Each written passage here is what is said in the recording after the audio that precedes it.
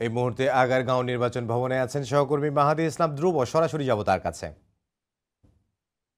জাতীয় সংসদ নির্বাচনের প্রস্তুতি এবং গণভোটের প্রস্তুতি সম্পর্কে জানাতে আজ রাষ্ট্রপতির সঙ্গে সাক্ষাৎ করেছেন সিইসি অর্থাৎ প্রধান নির্বাচন কমিশনার এএম নাসির উদ্দিন। আজকে 11টা 40-এর দিকে রাষ্ট্রপতির সঙ্গে সাক্ষাৎ করতে কিন্তু প্রধান নির্বাচন কমিশনার তিনি এই নির্বাচন কমিশন ছেড়ে যান এবং তার সঙ্গে আজকে যে 4জন কমিশনার উপস্থিত ছিলেন এই বৈঠকে উপস্থিত ছিলেন ইসি সচিব আক্তার আহমদ এবং প্রায় বঙ্গভবনে পৌঁছানোর পর প্রায় 2 ঘন্টা কিন্তু এই বৈঠকটি হয় এবং বৈঠক শেষে প্রায় 2:30টার কিছু পর কিন্তু এই প্রধান নির্বাচন কমিশনের দিকে চলে আসেন, নির্বাচন কমিশন ভবনে চলে আসেন সিএসি এবং তার সঙ্গে যে প্রতিনিধি দলটি গিয়েছিল সেই দলটি সহ কিন্তু তিনি এখানে উপস্থিত হন।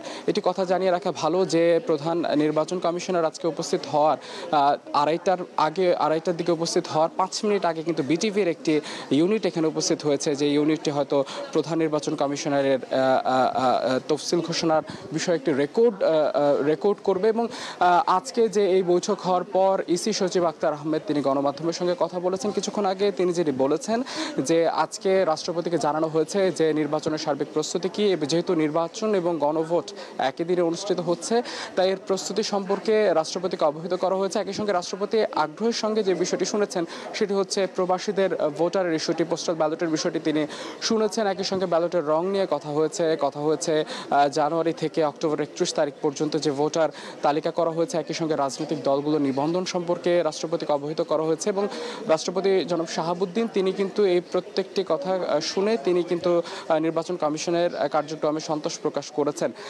এমনটি আমাদের জানিয়েছেন ইসি সচিব আক্তার আহমেদ। আরও জানিয়েছেন যে রাষ্ট্রপতিকে কমিশনের সার্বিক কার্যক্রম বিশেষ করে গণভোটের বিষয়টি যখন জানানো হয়েছে রাষ্ট্রপতি এই বিষয়টিকে সন্তোষজনকভাবেই নিয়েছেন। এবং একটু জানিয়ে রাখা ভালো আসলে 4টার দিকে ইসি সচিব যেটি জানিয়েছেন যে 4টার দিকে আজকে প্রধান নির্বাচন কমিশনার অর্থাৎ সিইসি এএম নাসির উদ্দিনের ভাষণটি রেকর্ড করা হবে। তবে যেই বিষয়টির জন্য আজকে সারা দেশ মুখিয়ে ছিল যে তফসিল কবে ঘোষণা করা হবে, তফসিলের তারিখটি নিয়ে কিন্তু আসলে সকল মনে একটি প্রশ্ন ছিল এবং সকাল থেকে গণমাধ্যম কর্মীরা আমরা অপেক্ষায় ছিলাম আসলে কবে নাগাদ কখন এই তফসিলটি ঘোষণা করা হবে। তো এই বিষয়ে কিন্তু আসলে ইসি সচিব যেটি বলেছেন যে ঘণ্টাখানিক পরে তিনি হয়তো এই বিষয়ে কিছু জানাতে পারেন, অর্থাৎ এখনও তিনি আসলে আমাদেরকে জানায়নি যে তফসিল কখন ঘোষণা হবে। যেহেতু আজকে মিটিংটি হয়েছে, রাষ্ট্রপতির সঙ্গে মিটিং হয়েছে এবং 4টায় যেহেতু তার ভাষণটি রেকর্ড করা হবে তাহলে অর্থাৎ আমরা ধরতে পারি যে 1 ঘণ্টা খানিক পরে হয়তো জানা যেতে পারে যে আসলে কবে বা কখন তফসিল ঘোষণা করা হবে। একটু জানিয়ে রাখতে চাই বিগত দিনে আমরা দেখেছি যেদিন আসলে তফসিলের ভাষণটি রেকর্ড করা হয় সেদিনই তফসিলের তারিখ জানা যায়। আজকে সেই তারিখটি জানা যাবে কিনা বা সেই সময়টি জানা যাবে কিনা তার জন্য আরও ঘণ্টাখানেক অপেক্ষা করতে হবে। তো এই ছিল নির্বাচন কমিশন থেকে আমার কাছে থাকা সবশেষ। রাজধানীর আগারগাঁওয়ের নির্বাচন ভবন থেকে আমাদের সহকর্মী মাহাদি ইসলাম ধ্রুব আমাদেরকে সবশেষ খবর জানাচ্ছিলেন।